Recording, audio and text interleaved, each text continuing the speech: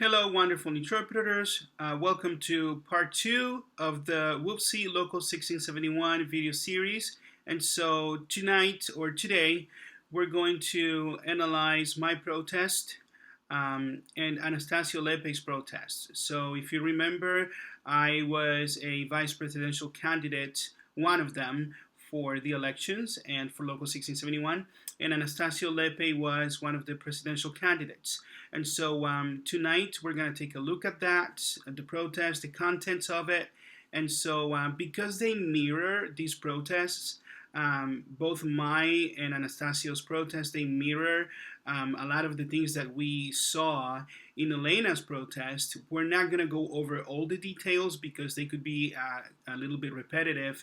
Rather, we're just going to jump back and forth from my protest to his protest and then kind of like guide you through the events before the election, what happened there, and why that was actually key into what we talk about in the protest. So this is Anastacio's protest dated January 14th this year, and he starts with introducing himself. My name is Anastacio Lepe, presidential candidate for Local 1671. He's presenting a protest of the results and conduct of candidates Quan Tran, presidential candidate, and trustee Leroy Mold, elections committee chair America Breton, and Teresa de Bailey. And so you see that this is pretty much, kind of like what Elena was doing at the beginning, presenting why she was protesting, or rather, who she was protesting against and the conduct, right? So, he's pointing out that the process leading into the final counting of the ballots on this second election had more irregularities than the previous election held in October of 2019, which I was an observer there. I was actually his observer for that election. It says right here, Quan Tran ran a dirty and dishonest campaign against me in more ways that can't be described. Our leaders don't seem to be aware or care that 52 and 62 members voted for me during the holidays twice, and it is for them and the rest of our unsuspecting members that I once again present this formal protest. Many members voiced their discontent from the previous election and haven't opted out because they hope our concerns are addressed. And I have to say, I have met with members from Anastacio's district, members from Tri-Cities, and the discontent was real among these members because they felt that their plight, their fight, their concerns was not being addressed. They were not being addressed as members, and so they were ready, many of them, to say, I'm done with this union. And so Anastasio and District Chair Inez Vargas, they have been holding it together. And so I just wanted to point that out because this is something that I saw with my own eyes. It says right here, I ran a second time, hoping that I would have a fair and unbiased process, and to help our local by not refusing to run and leaving my supporters without any representation. And what he's talking about right here is that because he actually decided to be a candidate for president, he could not be a candidate for district chair. So he was a district chair for his district. And he decided, no, I'm going to run for president, right? And so right here he says, during this election, Quan Tran asked his supporters and fellow union officers to attack my character and single me out as a divisive figure within our union. And one of these officers that propagated that sentiment was Leroy Mold, former Local 1671 and current trustee. So, once again, this is going to be talking about the email that he sent, Leroy sent to the general membership, in which he was endorsing his preferred candidates, Quan Tran for president and Alfonso Bautista for vice president. The problem is, as you know from the last protest that we read from Elena, is that he shared that email with America Breton and Maria Teresa de Bailey, two members of the election committee. And we were aware of this because of Rosa Elena Virueta's protest, right? And that Liz Larson shared with the Observer on January 4th, the day of the count. So one of the things that Leroy says in that email that he sent to the general membership, but also to the two election committee members, quote, "The reason that I am writing about this is that there are those who have tried to stir up discontent and negativity about our union and within our union. This can lead to divisiveness and destruction, end quote. Now, these are serious accusations, and so the problem is not, Leroy expressing his opinions. He's got all the right to do so. It's once again what we pointed out in the last video, sharing these things with election committee members and asking, these election committee members pretty much to distribute, or, just sharing this for the sake of sharing with election committee members is campaigning. You cannot campaign with election committee members. So, and he says once again that he's implying that if you don't vote for his endorsed candidates, then, our union is at a risk of division and loss, and the future of our movement is at stake.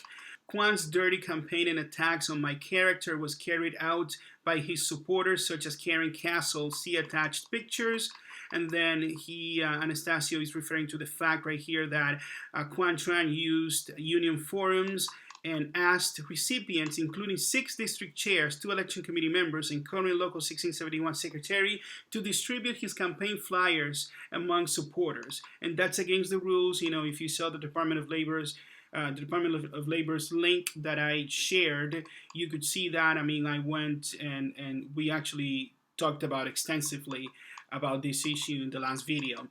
So, and then he's talking about the fact that on December 25th, he received an email from Ruth Medina, current local 1671 secretary, which was also a candidate, in response to the nominations that he received. And once again, he's pointing out that she's not a part of the elections committee. This secretary also was a candidate and shouldn't have access to the elections committee's official email address, which is supposed to be private and confidential.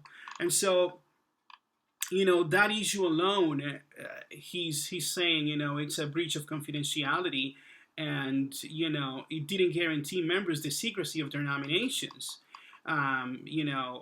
Anyone with unauthorized access to this information gained an unfair advantage over the candidates such as myself, and details of that access were included in Rosa Elena Virueta's protest, which we saw in the last video. And so, in closing, because of those irregularities, he's actually pointing out that seem to have repeated from the previous election. I call for a third election without any of these compromised candidates, which in my opinion which in my opinion and based on this evidence have manipulated these election process. And he says, in solidarity, Anastacio Lepe. So let's see one of the pictures that he's talking about, one of Juan's supporters, attacking him. And so I'm gonna try to zoom this in a little bit right here. This is Karen Castle, and Karen Castle, she's a nice lady. I've had conversations with her, and she sent me this message on Facebook, and she says right here, hola Juan, me desperté pensando en esto. And she's like, hi Juan, I woke up thinking about this. Hay gente que solo sabe destruir. There are people that know how to destroy only.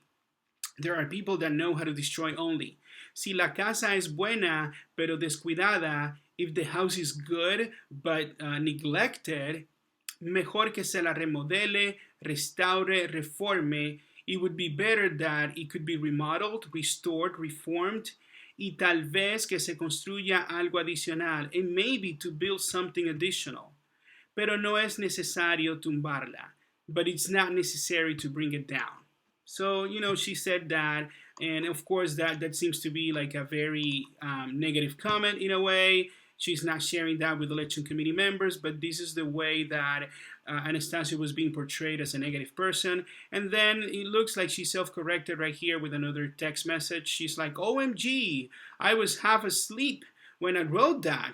What I was trying to say is that Local 1671 could benefit from new leadership, people who can foster relationships, grow membership, use diplomacy to build bridges with people at state and local levels. I am not convinced that Anastacio is a person who can do those things. He's divisive.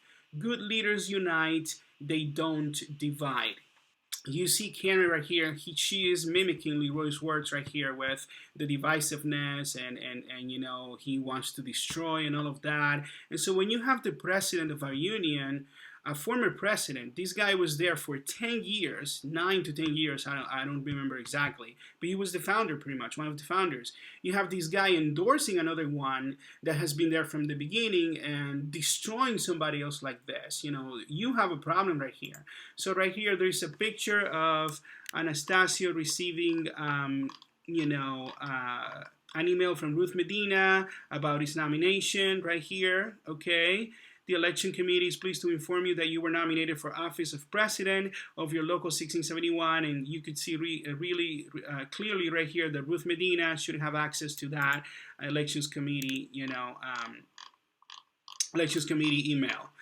To my protest real quick, right here. So it's similar right here, my name is Juan Medina Blois, Vice Presidential Candidate for Local 1671 Interpreters United. I am officially protesting the conduct of candidates Leroy Mold, who's currently a trustee, Quan Tran, Ruth Medina, America Breton, And then I'm pointing out the fact that Quan Tran distributed his candidate flyers using union resources. And this is mirroring what Anastacio was saying. He contacted all these 6 district chairs, 2 election committee members, and asked the current secretary to distribute campaign flyers among his supporters. And also Leroy Mold, as a trustee, sent an email to our members endorsing Quan Tran and Alfonso Bautista. And so, once again, I'm pointing out the fact that he's writing these things. The reason that I'm writing this is that there are those who have tried to stir up discontent. And then he's saying this right here. Please consider your votes very carefully. The future of our movement is at stake. Are we going to continue to move forward with continuity as interpreters united, or put everything that we have all worked so hard to achieve at risk of division and loss? We will always be stronger together. Now, those are strong words, right? So before continuing with this, I want to give you some context. Why is he talking about, there are those right here, if you come back to this paragraph right here, it says right here, there are those who have tried to stir up discontent and negativity about our union and within our union. This can lead to divisiveness and destruction. So he's like, the future of the movement is pretty much at stake if you don't vote for his candidates, right? So what is it that Anastacio and myself have done to warrant such attacks, such, concern? Because, hey, if you vote for somebody else that's not my candidate, we're done. This union is going to dissolve. There's going to be loss. Risk of division. I mean, everything that we have worked so far for 10 years, these two right here, that's a no-no. Wow, what is it that we did? Well, I think I have a pretty good idea. So what I'm going to do is I'm going to go to my GoToMeeting platform right here, and I want to show you this. This is what we did, right? So we opened up a GoToMeeting, and we were pretty much a team. Anastacio, myself, Inez, and some candidates that, we decided we have the same vision, and nothing has been done before to promote transparency within this union when it comes to the election process. When I was an observer, I remember asking, how is it that a candidate is supposed to contact members? And I was told by a council rep, well, you just got to go and go to your places where you work and talk to people. And I'm like, well, how about having a list of members so we could email them, interact with them? Oh, no, that's against the rules. So you could pay Wfse so they could send a postcard to the members, but they have the list. But you can't have it, so you actually mail them or email them. You have to do it the hard way, which is going to DSHS and pretty much come through the authorized interpreters, which is something that we did. One of the things that we did was that. So we created this GoToMeeting platform, and we created a campaign strategy. And if you see right here, November 26th, I cannot open the meeting right here and show you the details because it does have confidential information like email addresses and contact info for people that participated. But I want to show you that we actually, took advantage of this platform right here. Okay? Right here. You see November 26th, we had a meeting, and November 27th, get to know us a little bit. December 5th, local 1671 presidential campaign, so on, so on, so on. And we had the last one on December 18th, right? I just wanted to show you that. And then we would go and send an email like this, to members. Local 1671 presidential campaign, dear interpreter, our union is undergoing a new election and you should receive your ballots. Please join us on Tuesday, December 3rd, 2019. This is just one of the days that we had a meeting, right?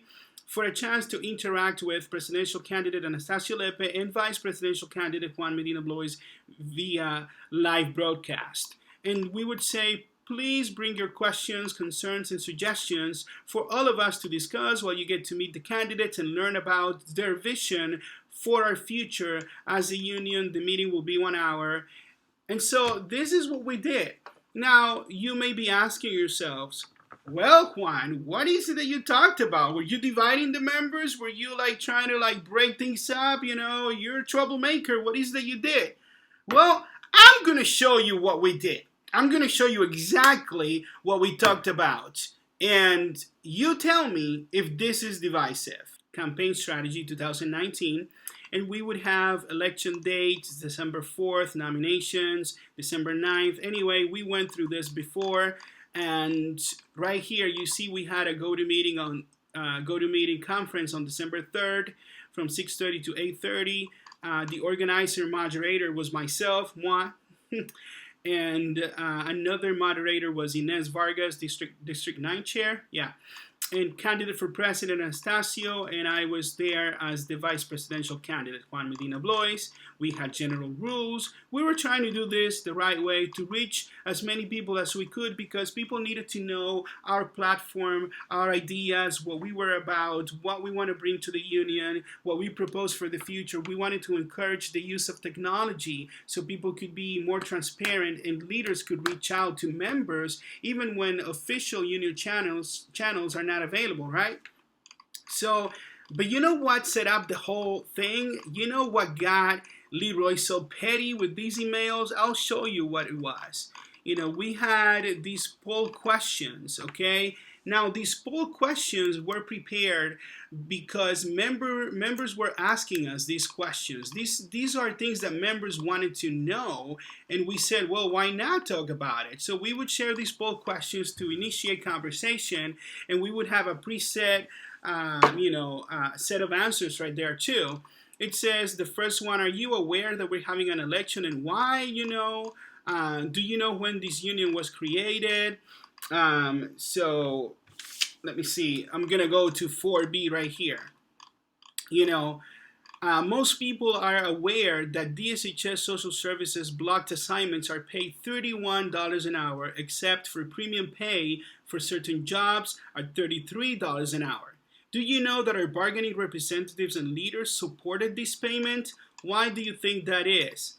So you're getting paid $40 an hour for DSHS appointments, 41 now, sorry. But blocked appointments, which are more than 2-3 hours, pretty much like LNI's work hardening's appointments, they're getting paid $31 and $33 an hour. You're losing more money. And so, we were telling the members, do you know that your bargaining representatives, they supported this? And why do you think that is? And we would say, well, this happened because no real negotiations take place at bargaining sessions. We are basically given a preset budget to work with and appropriate it in exchange of certain concessions. So we would point out the fact that real bargaining is not just be prepared to concede to have these concessions, but to actually go and say, hey, I'm going to be asking 150% of everything in hopes of getting maybe 90%. So you can't go into a bargaining session with this defeatist mentality, right? And then right here, another question that we would have would say, are you aware that our members throughout the years have paid an average of $16,000 to $18,000 a month of union dues? And our local only keeps 8%, and this is a breakdown of the union dues. AFSCME International AFSCME Council 28 Wfse gets 68%, 23% goes to international, and local 1671 only gets 8%. We would say things like, do you think this is fair considering the fact that we're struggling to pay our bargaining team and our previous Wfse's administration threatened to take away our bargaining rights and assume total control of negotiating on our behalf? So those are real facts. This is not a lie. Wfse before threatened to take away bargaining rights so they could negotiate for interpreters, like they are interpreters, right? And assume total control on our behalf. We were just pointing that out. This is not to cause division, but to make members aware and to say, well, hey, let's not do that. Let's, do something different right here. And then, we would go to the last couple of questions where we all took an active part of this. Anastacio is an online interpreter, by the way, just so you know. But I would have a lot of participation on this question, and we would talk about this. Now, I know this set it up. This actually ticked off a lot of people, but it was necessary. It says last year a bill was passed to reform the LNI system by our union. Currently, interpreters assisting injured workers bill directly, get paid bi-weekly, get all mileage reimbursed, and the whole $52.20 an hour with no reduction when interpreting for blocked appointments. That's what we get with LNI, right?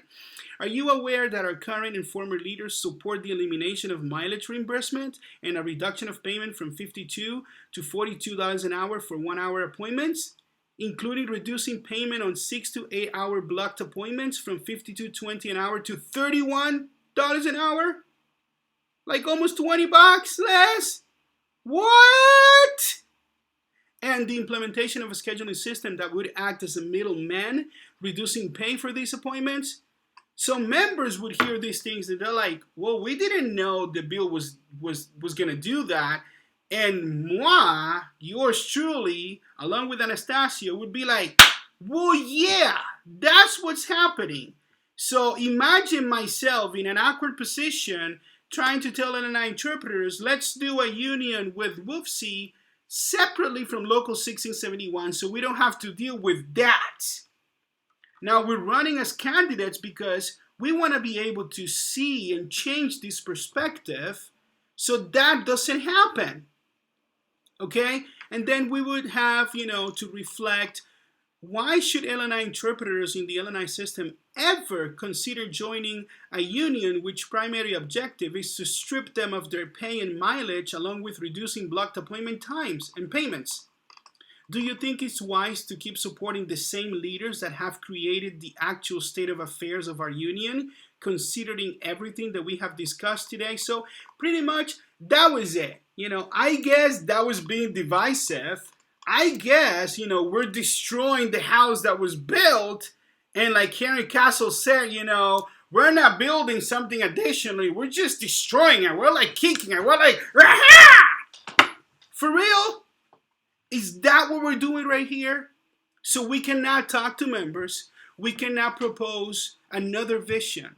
We cannot talk about the issues that real workers go through. We cannot talk about the fact that leaders mean well, but sometimes they need to understand when they're deviating from the cause. We can't talk about it because we're divisive. So that's what's going on right here. And so, it's very unfortunate that, that behavior was allowed to happen in the election.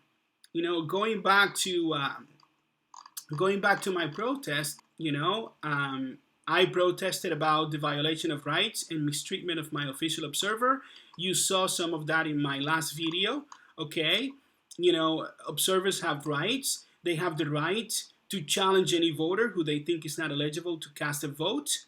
The right to take such notes, including making their own list of who voted, okay? And they have the right to call to the attention of the election committee members present any violation of proper procedure which they may observe. How can they do that, the observers, if they're told, shut up, you can't talk? And it's not that she was just, only allowed to challenge, votes for me or against me or whatever.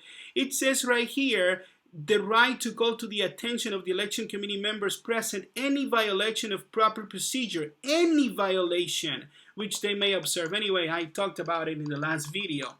America Breton, this is from Leroy, okay, interpreting South Sound mold. He's emailing America Breton, the chair of the elections committee, why I am voting for Quan Tran for president. Once again, contacting an election committee official with his campaigning propaganda. You see Leroy Mold, Interpreters United, and he's telling people right here, please consider your vote very carefully. The future of our movement is at stake. And right there, are we going to continue to move forward with continuity as Interpreters United, or put everything that we have all worked so hard to achieve at risk of division and loss? Once again, we're dividing because we have different ideas and we're not following the status quo. We're dividing. So right here, this is Ruth Medina sending me a notice of my nomination as vice president, using the election committee official email address when she was a candidate for secretary and was not part of the election committee, and we're pointing out the fact that she shouldn't have access to this. So, my email concludes with, in conclusion, I'd like to say that this is the first time that I participate in our locals election process as a candidate. I'm very disappointed. I had a typo here. I'm very disappointed with the conduct of the above candidates and election committee members. I do understand that we all make mistakes, and last year was particularly challenging since we had 2 elections in a very short period of time. My biggest concern is the blatant disregard of election procedures, confidentiality breaches, and mistreatment of candidates and observers. It is my hope that our Council 28 Wfse looks at this election process and makes the appropriate corrective decisions, because this behavior can't be allowed to continue unscathed. This is clearly the kind of behavior that divides our membership and destroys what we have. Blessings, Juan Medina Blois, moi, Vice Presidential Candidate for Local 1671.